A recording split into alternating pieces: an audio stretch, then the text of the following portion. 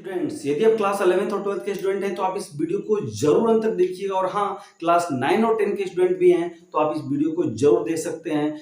और एक बात मैं आपको और बताना चाहता हूं कि यदि आप क्लास 11-12th के सीबीएसई बोर्ड के स्टूडेंट हैं या फिर यूपी बोर्ड के स्टूडेंट हैं तो दोनों ही तरीकों में, दोनों ही वे में आपके लिए वीडियो काफी इंफॉर्मेटिव है, तो वीडियो में अंत तक जरूर बने रहिएगा।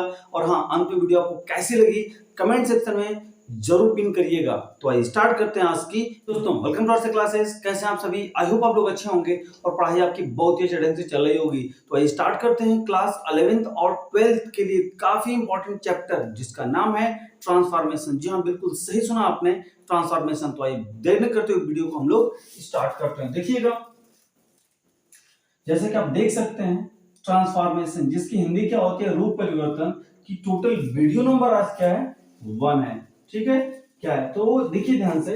वैसे तो बहुत सारे चैप्टर्स हैं जो 11th-12th के लिए काफी इंपॉर्टेंट हैं, बट ध्यान देने वाली बात यह है कि जो इसमें ट्रांसफॉर्मेशन का जो चैप्टर है काफी इंपॉर्टेंट चैप्टर है और इसमें कई सब पार्ट आपको देखने को मिलते हैं। तो आज हम लोग एक पार्ट को डिस्कस करेंगे, तो आप लोग वीडियो में अंत तक आप जरूर बने रहिएगा। और हाँ, यदि आप बेहतर ढंग से इसको सीखना चाहते हैं तो अभी अपने साथ कॉपी और पेन लेकर के बैठ जाइए। कुछ इंपॉर्टेंट पॉइंट्स होंगे जिनको आपको नोट डाउन करना पड़ेगा अपने कॉपी पे। देखिएगा, सबसे पहले हमें ये देखना है कि व्हाट इज ट्रांसफॉर्मेशन। ट्रांसफॉर्मेशन होता क्या है, ध्यान से देखिएगा। व्हाट इज ट्रांसफॉर्मेशन, ठीक है, ट्रांसफॉर्मेशन होता क्या है। देखिएगा, इसमें लिखा क्या हुआ है कि ट्रांसफॉर्मेशन का अर्थ रूप परिवर्तन, क्या चीज, रूप परिवर्तन होता है। अर्थात किसी भी वाक्य को लिखने का वह तरीका जिसमें वाक्य को लिखने का तरीका या ढंग तो बदले लेकिन उसका अर्थ नहीं। बस सिंपल सी बात है, क्या कहलाता है वो, ट्रांसफॉर्मेशन कहलाता है। जरा ऐसे इसको समझे कि कोई सेंटेंस हम लिख रहे हैं और एक वे में एक तरीके से हमने लिख दिया। अब किसी ने कहा कि आप इसको दूसरे तरीके से लिखिए, लेकिन ध्यान रहे इस बात का कि लिखने का तरीका बदल दीजिए लेकिन अर्थ उसका बदलना नहीं चाहिए। फिर से मेरी बात को सुनिएगा आप ध्यान से कि किसी ने आपको एक सेंटेंस दिया लिखने के लिए और उन्होंने आपसे कहा कि आप इस सेंटेंस को दूसरे तरीके से लिखिए, दूसरे ढंग से लिखिए, लेकिन ध्यान रहे कि आप लिखने का ढंग तो बदल सकते हैं, लिखने का तरीका बदल सकते हैं, लेकिन उसका अर्थ बदलना नहीं चाहिए। तो सिंपल सी बात है यहाँ पर कि किसी भी सेंटेंस को आप लिख रहे हैं और किसी भी सेंटेंस को लिखने का जो तरीका है, ढंग है, वो बदले लेकिन उसका अर्थ नहीं बदले, वहां पर वो टॉपिक कहलाता है। किसके अंतर्गत आता है, ट्रांसफॉर्मेशन के अंतर्गत आता है। ओके, तो आई होप आप समझ गए होंगे कि यहाँ पर हम एक सेंटेंस को दूसरे तरीके से लिखेंगे, उसके लिखने का ढंग तरीका बदल सकते हैं लेकिन उसकी मीनिंग बदलने नहीं चाहिए। तो देखिएगा यहाँ पे जो पहला टॉपिक हमें यहाँ पे क्या पढ़ना है। अब जैसे यहाँ पे हमें एक एग्जांपल समझना होगा इसके लिए कि ट्रांसफॉर्मेशन कहते हैं किसको, तो आपने समझ लिया कि वाक्य का ढंग या तरीका बदले लेकिन उसका अर्थ नहीं बदले। तो उसको हम ऐसे समझेंगे जरा कि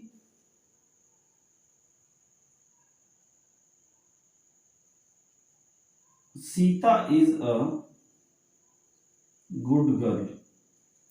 सीता एक अच्छी लड़की है, Sita is a good girl. Okay, अब इसको हमें दूसरे तरीके से लिखना है लेकिन मीनिंग यही आनी चाहिए कि सीता एक अच्छी लड़की है। तो देखिएगा इसको कैसे लिखेंगे।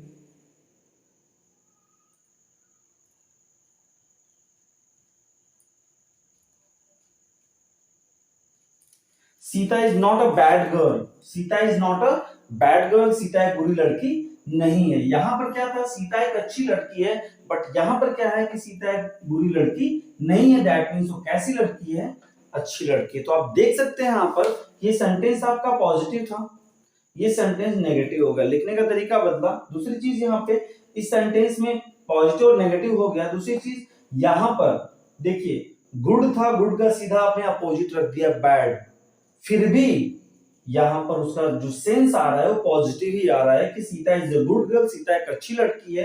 बट दूसरे सेंटेंस में आपने क्या लिखा कि Sita is not a bad girl, Sita एक बुरी लड़की नहीं है, अर्थात सीता कैसी लड़की है, अच्छी लड़की है। तो आई होप समझ गए होंगे कि व्हाट इज ट्रांसफॉर्मेशन। क्लियर हुआ तो कमेंट बॉक्स में आप जरूर बताइए अभी कि हाँ, ये ट्रांसफॉर्मेशन की डेफिनेशन आपको क्लियर हो गई, ताकि हम नेक्स्ट पॉइंट पे आगे चल सकें। तो जरूर बताइएगा, मैं इसे रेज कर रहा हूं अभी।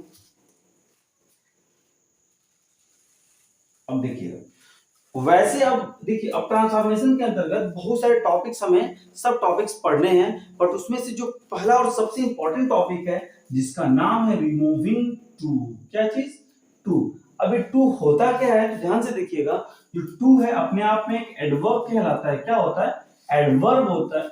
एडवर्ब की डेफिनेशन क्या होती है, आई होप आपको पता भी होगा, मैं आपको बताना चाहूंगा व्हाट इज एडवर्ब। एडवर्ब वो पार्ट्स ऑफ स्पीच है, वह पार्ट्स ऑफ स्पीच है जो एडजेक्टिव की, वर्ब की और खुद की, दैट मींस एडवर्ब की, इन तीन की पूर्ण रूप से विशेषता बताने का कार्य करता है। फिर से सुनिएगा, जो एडवर्ब होता है जिसको हिंदी में कहते हैं क्रिया विशेषण, जो वर्ब की, एडजेक्टिव की और खुद एडवर्ब खुद की भी विशेषता बताता है, अर्थात एडवर्ब विशेषता बताने का कार्य करता है, लेकिन किसकी विशेषता बताता है?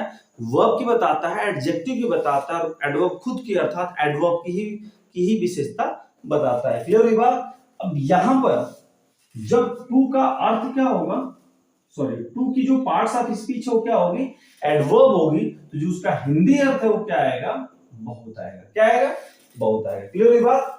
अब देखिए इसका स्ट्रक्चर कैसे होगा जब हमें सेंटेंस मिलेगा। तो कॉन्सेप्ट नंबर 1 के अंतर्गत सिर्फ एक कॉन्सेप्ट हम लोग देखेंगे, लेकिन हाँ ये क्लियर होना चाहिए। आई होप आप कॉपी और पेन लेकर के बैठे होंगे, चीजों को समझ के लिख भी रहे होंगे। देखिएगा यहाँ पे सबसे पहला जो स्ट्रक्चर आपको मिलेगा कॉन्सेप्ट नंबर 1 के अंतर्गत, तो आपको सेंटेंस मिलेगा, तो उसमें सबसे पहले आपको सब्जेक्ट मिलेगा, वर्ब मिलेगा, एडवर्ब टू मिलेगा और क्या मिलेगा? एडजेक्टिव मिलेगा। ठीक है, अर्थात एक तरीके से आपको एक सेंटेंस दिया गया जिसमें टी डबल ओ का, टू का यूज किया गया है, और वहां पर उसकी पार्ट्स ऑफ स्पीच जो है वह क्या है? एडवर्ब है, और उसका हिंदी अर्थ क्या है? बहुत है। अब आपसे बोला जा रहा है कि आप इस सेंटेंस को ट्रांसफॉर्म करिए, दूसरे तरीके से लिखिए, बट ये ध्यान रहे कि आपको उसके लिखने का ढंग चेंज करना है, उसके अर्थ में परिवर्तन नहीं करना है। जो आपका अर्थ आ रहा था वही अर्थ आना चाहिए। तो इसके लिए उसका नाम दिया गया कि टू को आप क्या करिए, यहां से रिमूव करिए, टू को यहां से हटाइए। इसलिए टॉपिक का नाम क्या पड़ा हुआ? Removing too. अर्थात जहां पर भी आपको टी डब्ल्यू दिखे वहां पर आपको इस टी डब्ल्यू को क्या करना है?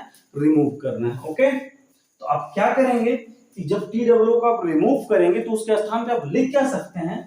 Extremely over very. लेकिन ध्यान रहे ये T W extremely over very में तभी चेंज हो सकता है जब स्ट्रक्चर के रूप में मात्र 4 वर्ड आपको मिले, subject, verb, adverb too and adjective. I hope ये बात आपको क्लियर होगी कि आप टी डब्ल्यू को ध्यान से सुनिए मेरी बात। टी डब्ल्यू को जो एडवर्ब है सेंटेंस में, आप उसको तभी ट्रांसफॉर्म कर सकते हैं, बदल सकते हैं, जब आपको वाक्य में से भी 4 वर्ड मिले, subject, verb, adverb too and adjective. उस कंडीशन में आप टी डबल ओ को एक्सट्रीमली, ओवर या फिर वेरी में चेंज कर सकते हैं। तो आई होप यहां तक आपका क्लियर होगा। ओके, अब देखिए, अब जब इनसे चेंज करना है तो कैसे चेंज करेंगे? आपको सब्जेक्ट और वर्ब वैसे ही लिखना है, सिर्फ टी डबल ओ को एक्सट्रीमली, ओवर या वेरी में चेंज कर देंगे। उसके बाद क्या लिख देंगे? एडजेक्टिव। सिंपल तरीका मैं एक बार फिर रिपीट कर रहा हूं कि आप एक्सट्रीमली, ओवर, वेरी तभी कर सकते हैं जब आपको स्ट्रक्चर के रूप में, सेंटेंस के में आपको सिर्फ सब्जेक्ट, वर्ब, एडवर्ब टू और एडजेक्टिव मिले। देखिए किसमें कैसे परिवर्तन हो रहा है। सबसे पहले आपने सब्जेक्ट लिख ही दिया, इसके बाद आपने वर्ब लिखा, टी डब्ल्यू को एक्सट्रीमली, ओवर या फिर वेरी में कन्वर्ट कर दिया, और लास्ट में क्या हो गया? एडजेक्टिव। आई होप क्लियर होगी बात। अब इसके बाद हम क्या करेंगे? एक तरीका और है चेंज करने का, जिसको हम कहते हैं शुड की मदद से, अर्थात एडवर्ब टू को हम दूसरे तरीके से लिखेंगे, लेकिन उसका वे ऑफ राइटिंग क्या है? शुड की मदद से लिखना। ओके, तो देखिएगा सबसे पहले आप सब्जेक्ट लिख देंगे, उसके बाद वेरी आएगा। अब आप क्या करेंगे? देखिए एडजेक्टिव की जो डिग्रियां होती हैं, लास्ट में एडजेक्टिव है ना, तो एडजेक्टिव की जो फॉर्म्स होती है उसे डिग्री कहा जाता है, और 3 डिग्रियां होती है, पॉजिटिव डिग्री, कंपैरेटिव डिग्री और सुपरलेटिव डिग्री। राइट, तो अब देखिए आप क्या करेंगे, जो एडजेक्टिव है इसका आप क्या लिखेंगे? कंपैरेटिव। सीडी मतलब कंपैरेटिव डिग्री। तो आप इस एडजेक्टिव की कंपैरेटिव डिग्री नोट डाउन कर देंगे। उसके बाद आप क्या लिखेंगे? देन, उसके बाद सब्जेक्ट। सब्जेक्ट कौन सा?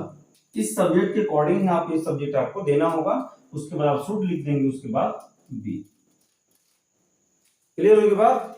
यहां तक आपको समझना होगा। ठीक है, तो इन 2 वे में आप रिमूविंग टू के अंतर्गत सिर्फ जिसमें आपको structure subject, verb, adverb too और एडजेक्टिव मिला हो, आप चेंज कर सकते हैं। ओके, फिर से मैं रिपीट करूंगा। पहला तरीका क्या है कि सब्जेक्ट, वर्ब, फिर टी डबल ओ को एक्सट्रीमली ओवर वेरी में चेंज कर दिए, उसके बाद क्या लिख दीजिए एडजेक्टिव। या फिर दूसरा तरीका है कि subject verb comparative degree of adjective, adjective comparative degree, उसके बाद देन सब्जेक्ट शुड और बी। क्लियर हुई बात। अब आइए हम लोग चलते हैं एग्जांपल पे। जैसे लिखा है देखिएगा, सी इज टू ओल्ड। ओके, अब देखिए सब्जेक्ट वर्ब एडवर्ब टू और एडजेक्टिव मिला इस पे। अब इस पे चेंज कर सकते हैं आप। तो अब देखिए यहां पर हम लिखेंगे क्या, सी इज वेरी ओल्ड। सेंटेंस अच्छा लग रहा है सुनने में। सी इज एक्सट्रीमली ओल्ड, ये भी सही है। सी इज ओवर ओल्ड, थोड़ा सा और टाइप लग रहा है। तो यहां पर एक्सट्रीमली ओवर वेरी का मतलब है कि तीनों एक साथ नहीं रखना है आपको, तीनों में से जो सुटेबल लगे आपको सेंटेंस के अकॉर्डिंग उसे आपको रख देना है। ठीक है, तो फर्स्ट यहां पर बना लेते हैं, क्या होगा,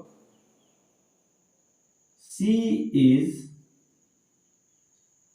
वेरी ओल्ड। आप एक तरीका और अपना सकते हैं, सी इज एक्सट्रीमली ओल्ड। क्लियर होगी बात। आप ये सेकेंड आप खुद से बनाएंगे, ये आपका SW है, आप इसे तुरंत टाइप करके बताइए। अभी थर्ड मैं आपको बना दे रहा हूं, the weather is too hot. हाँ देखिए अब यहां पे क्या है, सेकेंड आपका SW हो गया। अब इसको हम इस तरीके से बना लेते हैं,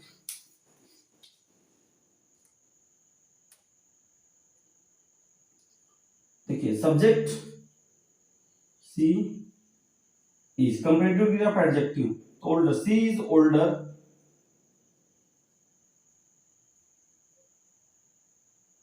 देन, उसके बाद देन है, फिर सी लिखेंगे,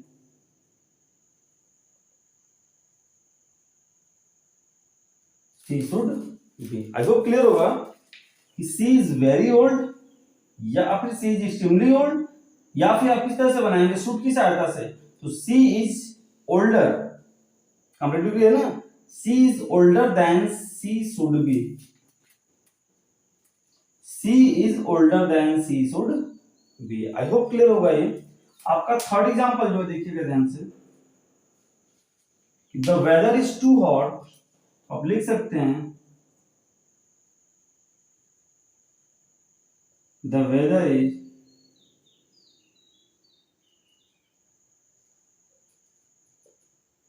एक्सट्रीमली हॉट, या फिर the weather is very hot. ठीक है, आप इसको ऐसे बना सकते हैं, मैं आपको बता रहा हूं सेकंड वे, आप खुद इसको टाइप करके बताइए कि the weather is extremely hot. मैं आपको बोल रहा हूं अभी क्या होगा कि the weather is hotter, the weather is hotter than, ठीक है, इट शुड बी, क्योंकि द वेदर है तो इट लगाएंगे उसके लिए। फिर से देखिएगा, the weather is hot, adjective है तो हॉटर हो जाएगा, तो the weather is hotter than it, the weather के लिए इट लगा के इट शुड बी। तो इसका हिंदी आप देखिएगा, हिंदी अब क्या हो रहा है यहाँ पे, the weather is too hot, the weather is too hot, जो वेदर है, जो मौसम है अत्यधिक गर्म है, अर्थात the weather is extremely hot, जो वेदर है अत्यधिक गर्म है, अत्यधिक गर्म है।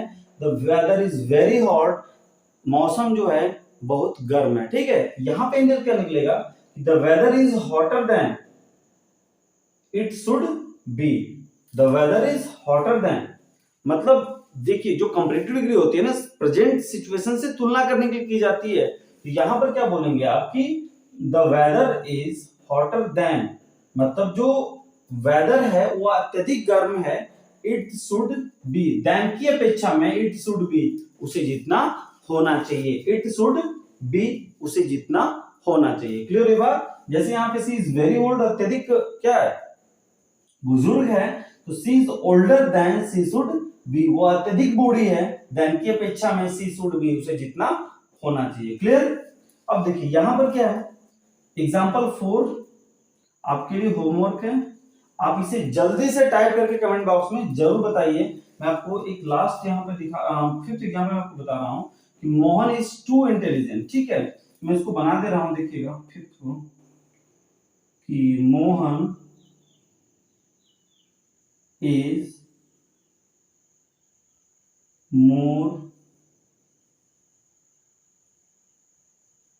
इंटेलिजेंट देन, मोहन के लिए भी लगाएंगे,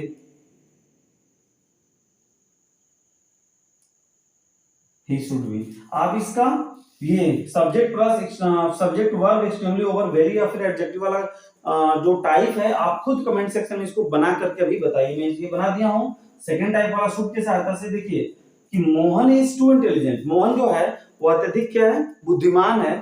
ठीक, तो आप इसको क्या करेंगे कि Mohan is more intelligent, Mohan अत्यधिक बुद्धिमान है देन की अपेक्षा में ही शुड बी, उससे जितना होना चाहिए। क्लियर हुई बात।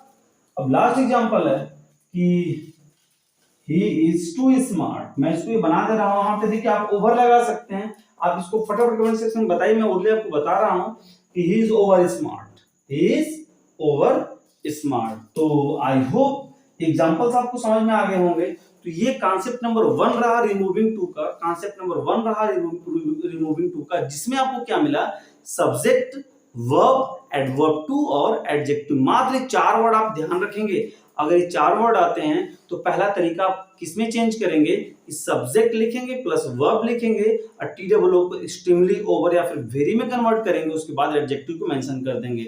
दूसरा तरीका शुड से बनाने का है, तो सबसे पहले आप सब्जेक्ट लिखेंगे, उसके बाद वर्ब लिखेंगे और जो एडजेक्टिव आपको मिला है उसकी कंपैरेटिव डिग्री लिखेंगे, उसके बाद देन लिखेंगे, फिर जो पहला सब्जेक्ट उससे रिलेटेड, फिर देन के बाद एक सब्जेक्ट देंगे, उसके बाद शुड लिखेंगे, उसके बाद बी लिखेंगे। तो आई होप आप समझ गए होंगे। और हाँ, यदि वीडियो आपको ये पसंद आई हो कमेंट सेक्शन में बताइए कैसी भी आपको वीडियो लगी हो।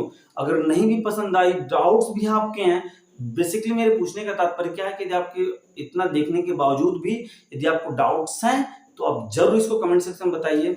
मैं आपके हर डाउट्स को सॉल्व करूंगा। और हाँ, मैं आपसे एक जरूर कहना चाहूंगा कि एक बार में यदि वीडियो क्लियर नहीं हो पा रही है तो मल्टीपल टाइम इसको देखने का प्रयास करिए और अपने दोस्तों के बीच अत्यधिक शेयर करने का प्रयास करिए। तो मिलते हैं नेक्स्ट वीडियो में, अपना ध्यान रखिए, अच्छे से पढ़ते रहिए। अब मेरा पूरा प्रयास रहेगा कि कंटिन्यू बेसिस पे आपको वीडियोस मिलती रहें। तो वीडियोस की टाइमिंग आपको मालूम ही है, शाम को 6 बजे। तो मिलते हैं नेक्स्ट वीडियो में, अपना ध्यान रखिए। जय हिंद, वंदे मातरम।